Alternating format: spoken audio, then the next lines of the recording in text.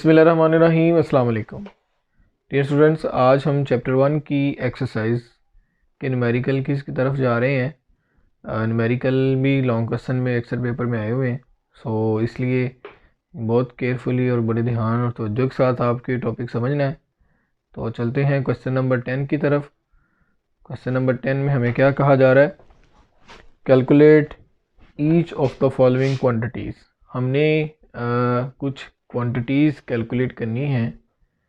ये कौन कौन सी क्वांटिटीज़ हैं? नंबर 1 हमारे पास ऑप्शन ए दिया गया है। मैं यहाँ पे कुछ हेडिंग पहले दे दूँ।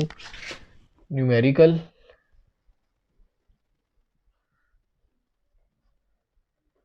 चैप्टर 01, इसमें पहले नंबर पर हमारे पास है क्वेश्चन नंबर 10। क्वेश्चन नंबर 10 का ए पार्ट है।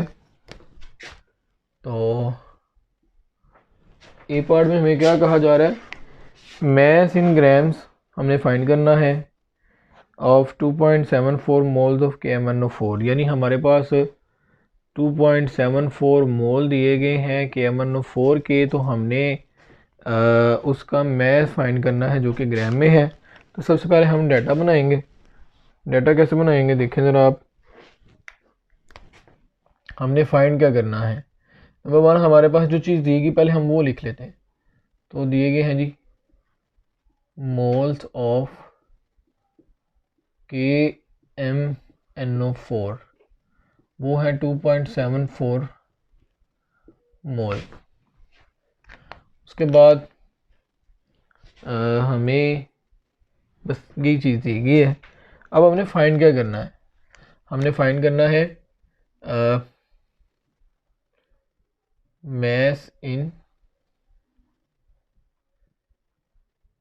ग्राम, ये हमने फाइंड करना है। तो आपको जैसा कि पता है फार्मूले के मुताबिक हमारे पास फार्मूला है moles equal to mass over molar mass. अब यहाँ पे अगर हम इस फार्मूले को रीअरेंज करें तो हमने चूँकि मैस फाइंड करना है तो ये मोलर मैस इधर मोल के साथ आके मल्टीप्लाई हो जाएगा। तो हमारे पास मैस क्या आ जाएगा? Moles into molar mass. अब हमारे पास मोलर मैस तो है ही नहीं, तो फिर हम मोलर मैस कैलकुलेट करेंगे। तो मोलर मैस कैसे कैलकुलेट करेंगे? Molar mass of KMnO4। तो पोटाशियम का एटॉमिक मैस कितना होता है? ये एटॉमिक वेट कितना होता है? 39। इसी तरह से मैंगनीज का कितना होता है? 55। और ऑक्सीजन के एक एटम का होता है 16। तो मल्टीप्लाई बाय 4, क्योंकि हमें 4 एटम है। इसको हम सॉल्व कर लेते हैं। ये हमारे पास आ जाएगी 39 प्लस 55 प्लस 16 मल्टीप्लाई बाय 4, ये आ जाएगा 158 ग्राम पर मोल। देखें हमारे पास मोलर मैस भी आ गया है। अब इसमें वैल्यूज़ पुट करते हैं।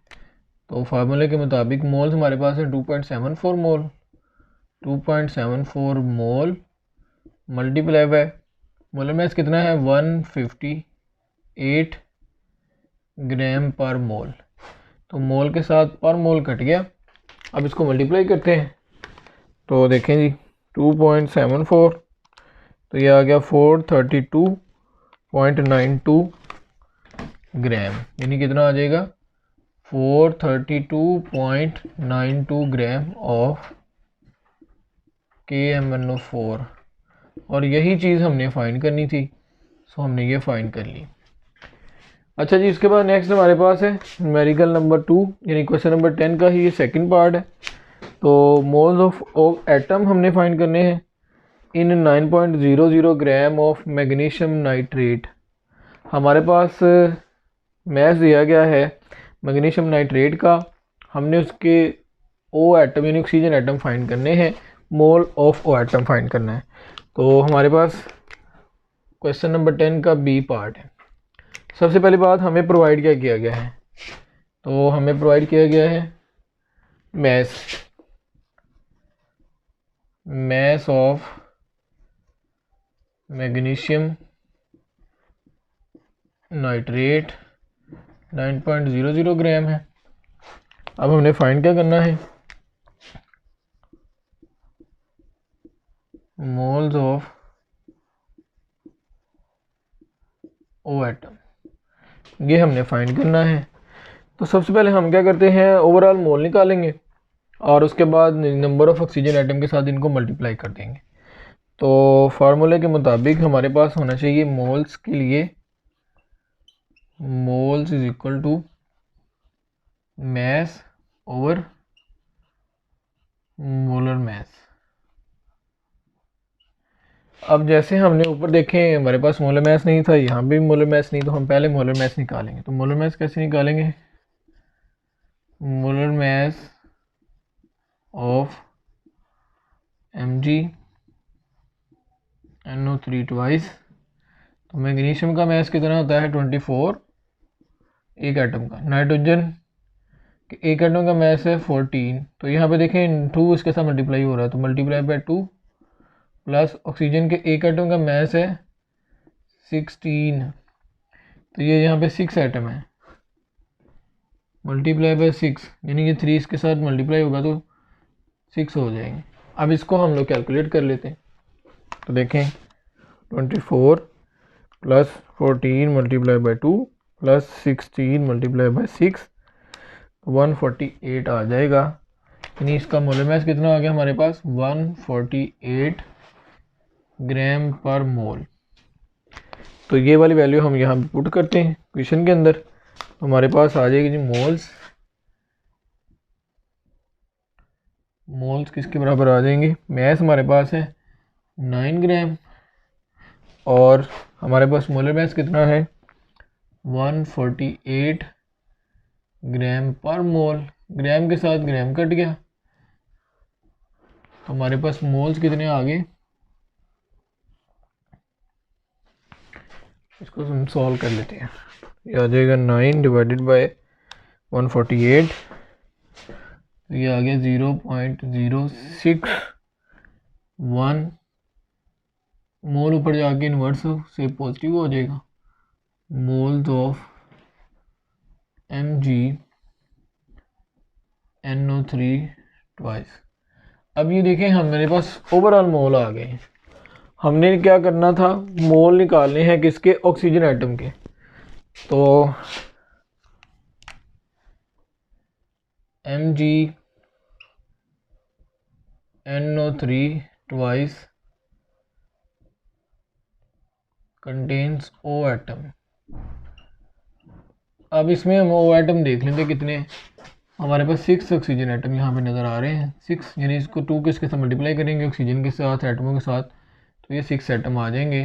तो ओवरऑल हमारे पास क्या आ गया, मोल्स ऑफ O एटम्स वो क्या होंगे 6 मल्टीप्लाई बाय जो ओवरऑल मोल थे 0.061, तो जब हम इसको इसके साथ मल्टीप्लाई करेंगे तो हमारे पास आंसर 0.36 आ जाएगा, 0.36 मोल्स ऑफ O एटम। लो जी ये हमारा आंसर है जो आपने अच्छे से याद रखना है। अच्छा उसके बाद नेक्स्ट हमारे पास है ऑप्शन सी।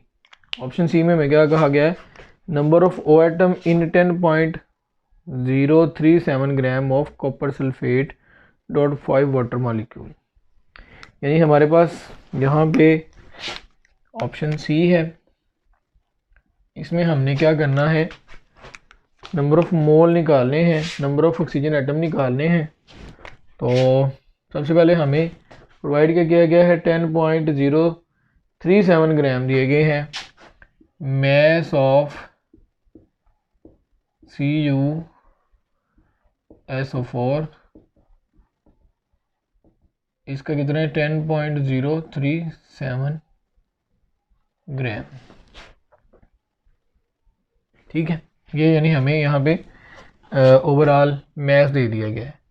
अब हमने फाइंड क्या करना है, फाइंड करना है जी moles of number of O atom. हमने नंबर ऑफ ओ एटम्स, हमने ओ एटम फाइंड करने हैं। तो सबसे पहली बात, हमारे पास एक फार्मूला है ओ एटम फाइंड करने का, number of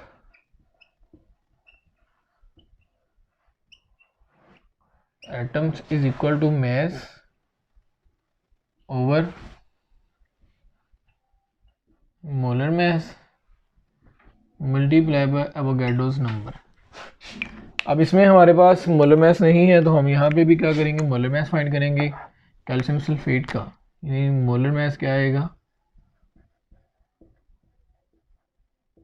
molar mass of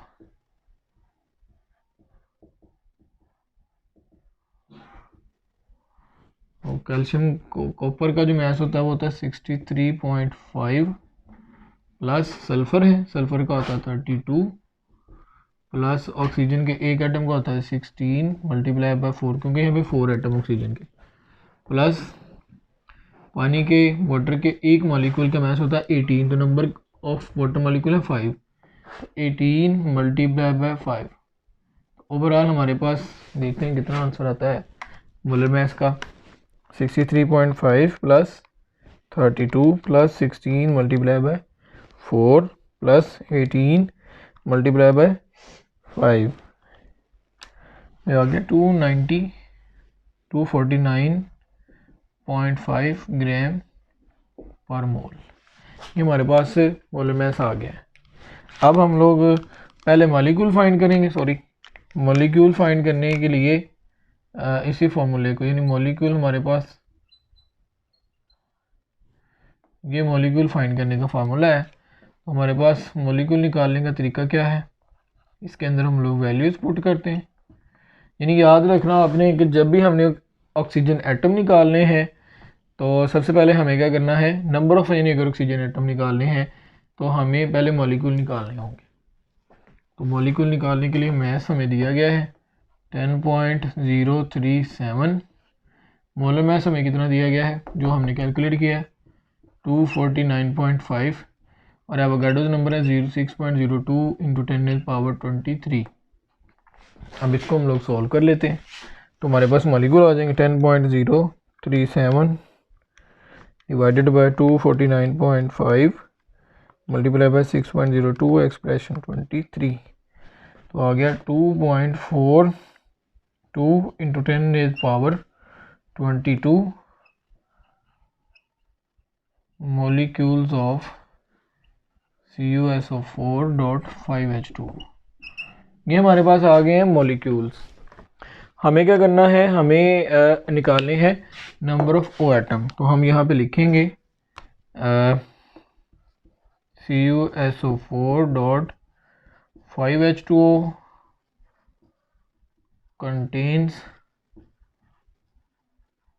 O atom. तो इसमें ओवरऑल देखें कितने ओ एटम हैं, 4 ये हैं, 5 ये वाले, तो कितने हो गए ओवरऑल 9। तो हम जो ऊपर हमने मॉलिक्यूल निकाले हैं उसको 9 के साथ मल्टीप्लाई करेंगे, तो आंसर आ जाएगा 2.42 इंटू 10⁻22 मल्टीप्लाई बाई 9। हमारे पास ऑक्सीजन एटम आ जाएंगे, मल्टीप्लाई बाई 9 आ गया 2.18 इंटू 10⁻23 एटम्स ऑफ ऑक्सीजन। अच्छा जी, उसके बाद हमारे पास नेक्स्ट है क्वेश्चन नंबर 4, यानी डी है पार्ट, मास इन किलोग्राम हमने फाइंड करना है। किसका करना है, 2.6 इंटू 10⁻20 मॉलिक्यूल्स ऑफ SO2। हमने देखें ऑप्शन डी कैलकुलेट करना है। तो देखें सबसे पहली बात हमें प्रोवाइड क्या है, यानी हमें मॉलिक्यूल दिए गए हैं SO2 के 2.6 इंटू 10⁻20, क्या दिया गया है मॉलिक्यूल्स ऑफ SO2 कितना है 2.6 into 10⁻20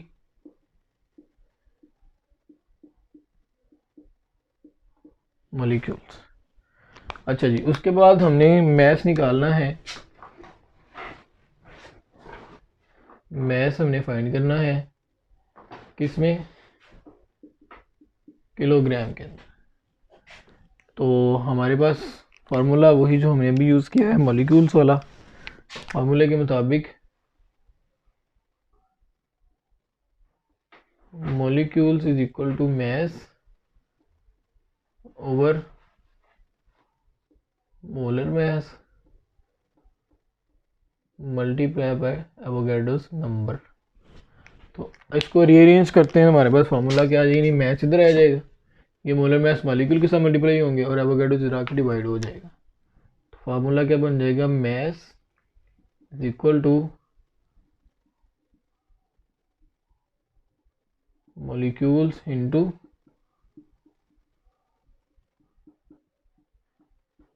molar mass over Avogadro's number.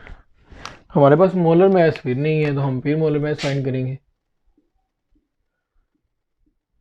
Molar mass of SO2, sulphur का मास होता है 32, ऑक्सीजन के एक एटम का होता है 16 मल्टीप्लाई बाय 2, तो ये हमारे पास कितना आ गया 64 ग्राम पर मोल।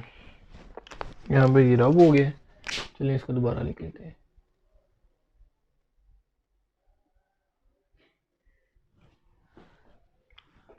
अच्छा जी, फार्मूले के मुताबिक mass is equal to molecules कितने हैं 2.6 इंटू 10⁻20, मोलर मास कितना है 64, एवोगाड्रो नंबर है 6.02 इंटू 10⁻23। तो इसको हम लोग कैलकुलेट कर लेते हैं। 2.6 expression 20 multiply by 64 divided by 6.02 expression 23 0.0276। Math कितना आ गया 0.0276। अब इसको, ये हमारा मैथ है ग्राम के अंदर, जबकि हमने किस में फाइंड करना है किलोग्राम के अंदर। तो किलोग्राम में कैलकुलेट करने के लिए हमें क्या करना पड़ेगा, इसको 1000 पे डिवाइड करेंगे। तो हम लोग सिंपल सा 2.0276 इंटू इसको 1000 के साथ मल्टीप्लाई कर देते हैं और 1000 पे इसको डिवाइड कर देंगे। तो ग्राम वैसे के वैसे ही रहने देते हैं फिलहाल, डिवाइडेड बाय 1000 आ जाएगा 2.76 इंटू 10⁻⁻5। 1000 को अगर हम लोग 10⁻³ लिख लें, और आपको अच्छे से पता है 10⁻³ किलो के बराबर होती है, तो ये आ जाएगा 2.76 इंटू 10⁻⁻5 किलोग्राम।